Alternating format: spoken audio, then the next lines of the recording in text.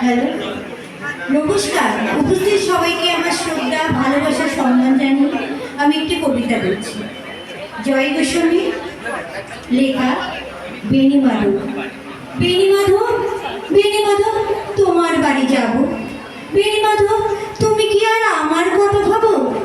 বেণীমাধব, মোহনবাসী তমাল তরুমূলে বাজিয়েছিলে, আমি তখন মালতী স্কুলে ডেস্কে বসে অঙ্ক করি, ছোট্ট ক্লাস ঘর, বাইরে দিদিমণির পাশে দিদিমণির বর। আমি তখন নবম শ্রেণী, আমি তখন শাড়ি। আলাপ হলো বেণীমাধব সুলেখাদির বাড়ি।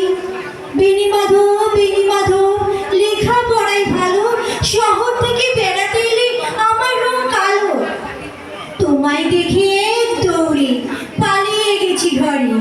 বেণীমাধব, আমার বাবা দোকানে কাজ করে।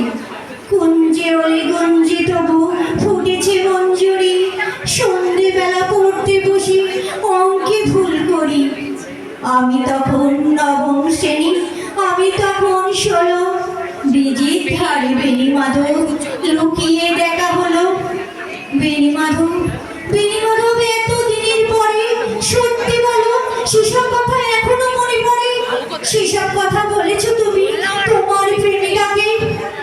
আমি কেবল একটি দিন তোমার পাশে তাকে দেখেছিলাম আলোর নিচে, অপূর্ব সে আলো।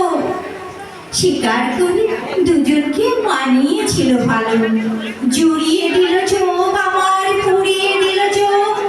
বাড়িতে এসে বলেছিলাম ওদের ভালো হয়ে। রাতে এখন ঘুমোতে যাই একতলার ঘরে। মেঝের উপর বিছানা পাতা, জ্যোৎস্না এসে পড়ে। আমার পরে জীবন ছিল চোরা পথের বাতে। জানি না, জানি না আজ কার সঙ্গে থাকে।